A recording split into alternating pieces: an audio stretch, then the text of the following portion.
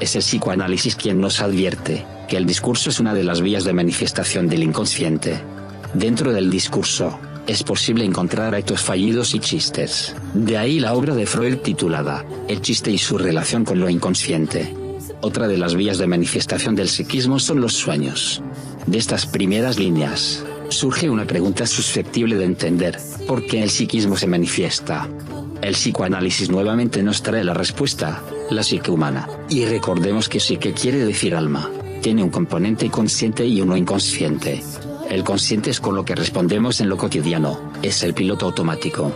Equivale al 10% de nuestra capacidad psíquica. El inconsciente es un mundo en sí mismo, desde ahí es que generamos nuestra realidad. Todo el contenido inconsciente está reprimido, de lado al acceso consciente. Es a través del trabajo interior que logramos anudar, integrar y hacer consciente lo inconsciente. Esa fuerza oculta, 90 veces superior a lo consciente, no tiene manifestación directa, se expresa y se accede a través de sus manifestaciones. Es lo que desde las disciplinas orientales se llama el Tao, el cual no tiene acceso directo. Recordemos que Tao, aunque se lo ha traducido por camino, también significa decir. Hay frases como la de Buda: quien mueve tu lengua cuando tú hablas, que evidencian, tal cual postula el psicoanálisis, que ese contenido oculto, el inconsciente, es el titiritero, y lo consciente, el títere. Las religiones hacen mención a esto mismo, cuando a través del mito del diablo nos dicen que hay una fuerza que nos divide. De ahí que la etimología de la palabra diablo refiere a división. Esa división es la misma que se produce entre el hablar y el decir. Hablar es un acto consciente, decir es una manifestación de lo inconsciente. Y siendo que es desde el inconsciente que generamos realidad, develar lo que decimos cuando hablamos, nos permite detectar las semillas de la realidad aún no manifestada, la realidad sutil, las fuerzas que harán que nuestros actos sigan determinado camino, muy a pesar de nuestra voluntad. Y siendo que al detectar esas semillas de realidad sutil, anticipamos el rumbo que tomarán los acontecimientos, una vez esas semillas germinen, es una gran ventaja, anticipar hacia dónde irá determinada fuerza, tanto en lo personal como en lo social, y utilizarla a favor. Es decir, la fuerza se producirá sí o sí, esté o no consciente de ello, crea o no. Lo único que puedo hacer, es orientar la vela de mi barco y utilizar esas corrientes psíquicas y energéticas en pos de la realidad que deseo generar. Ahora bien, ¿y con qué herramienta decodifico esto que digo cuando hablo? ¿Con qué accedo a ese código inconsciente? Todas las culturas iniciáticas de la humanidad nos han legado la llave que abre todas las puertas hacia lo oculto en mí. Esa llave es la escucha. Así como hay un hablar, lo manifiesto, y un decir, lo oculto, hay un oír, lo manifiesto, y un escuchar, lo oculto. Este legado ancestral llega a nuestros días, a través de textos y arte sagrado. Por ejemplo, si observamos las representaciones del Buda, veremos que tiene unas orejas enormes. Los incas eran llamados los orellons. El calendario maya tiene en su centro un gran lengua y la representación de dos enormes orejas. Y más recientemente, alguien que se encargó de estudiar muy en profundidad este saber es Albert Einstein, cuyos libros de cabeceras fueron los de Olga Helena de Blavatsky, la gran teósofa del siglo XIX. ¿Y cuál es una de las fotos más excéntricas de Einstein?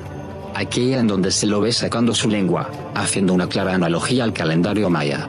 Y para quien tenga alguna duda al respecto, en internet son públicas las fotos de Einstein visitando a los indios Hopi, de quien aprendió las bases de sus teorías cuánticas. Dicho esto, es entendible decir que las semillas de realidad sutil que yo estoy sembrando, las detecto escuchando mis fallidos, mis chistes, interpretando mis sueños. De este punto ya nos hemos encargado en otros artículos, y lo seguiremos haciendo. Pero hoy, lo que nos moviliza, es detectar esa fuerza a nivel social. Y, donde detecto la fuerza sutil que movilizará la psique y la energía global. En todo acontecimiento en donde haya una gran manifestación de masas, en donde la atención del mundo esté puesta, es el lugar perfecto para identificar, que de ahí, surgirán los trazos de realidad, que desde lo sutil, diseñarán los pasos globales de los próximos años. Y en estos tiempos, estamos en uno de esos momentos, y además, no es cualquier situación, es de la que hablan las profecías del cambio de era, las que a través de Nostradamus, San Malaquías, Fátima y Parravicini entre otros, manifiestan la caída de la Iglesia. Una vez identificado dónde está ese foco de energía, donde leo lo oculto en juego, Uno de los lugares en donde acceder a ese código oculto, es en los discursos inaugurales. Detectar las semillas sutiles que dejan dicho en sus discursos. Por ejemplo, los presidentes, dice de a dónde se dirigirá la realidad de ese país, región, etc. Lo mismo es aplicable a las empresas. Es muy divertido e interesante, tomar el diario del domingo, y leer las declaraciones de políticos, actores, deportistas, etc.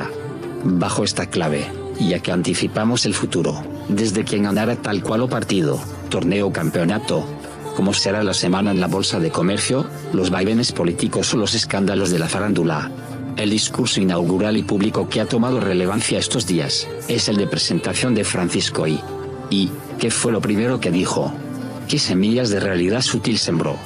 ¿Qué fue lo que dejó dicho? Y la pregunta psicoanalítica moebiana por excelencia, ¿qué dijo en lo que dijo? Francisco I dijo, a título de humorada, mis hermanos cardenales fueron a buscarme al fin del mundo. Tal cual se observa en lo que captaron los medios de comunicación, a punto tal que se ha forjado un apodo al respecto. Lo que quedó dicho es que Francisco I es el Papa del fin del mundo. Y ahí, la clave, el nudo que ata las profecías de Nostradamus, de San Malaquías, de Fátima, de Parravicini, etc. Analicemos las siguientes piezas del rompecabezas, y luego las integramos. Las profecías anuncian que el pasaje a la nueva era es posible si caen las iglesias.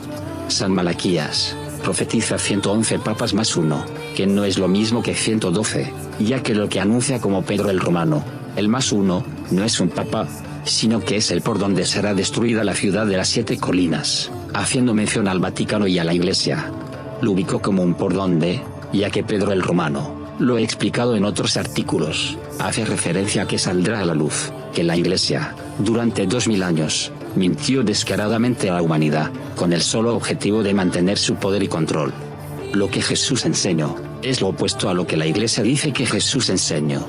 Tan opuesto, que una vez revelado lo que Jesús enseñó, la Iglesia queda en el lugar de anticristo, porque es la antítesis de lo que Cristo profesó. Jesús enseñó un camino de transformación personal, el cual, a él mismo lo elevó de Jesús a Cristo, y ese mismo camino, es el que es apto de recorrer por cada uno.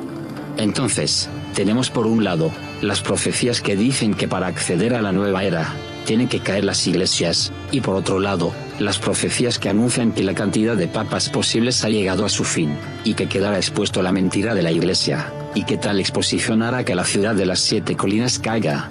Esto mencionado, bajo la luz de lo que hemos recorrido en cuanto al análisis del discurso, pone un énfasis más que importante, en que el Papa asignado como el que tiene que enfrentar el tiempo de la caída de la Iglesia, se presenta y queda anotado como el Papa del fin del mundo, SIC. Triple conjunción que traza desde lo sutil, las líneas de hacia dónde se dirige la humanidad.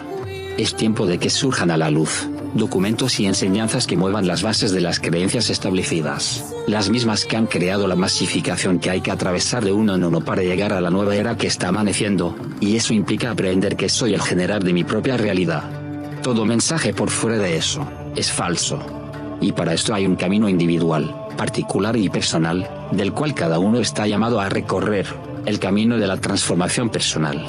Para que sea el fin del mundo tal cual lo conocemos, ese mundo de odio, de guerras, de violencia física y psicológica, de desigualdad de oportunidades, de esclavitud, de corrupción, de poder político, de supuestas verdades absolutas que no se sostienen, sino es a través del temor y la dominación, de un mundo de negociados militares, económicos y políticos, de un mundo en donde se generan enfermedades para vender las vacunas y los medicamentos que las curan.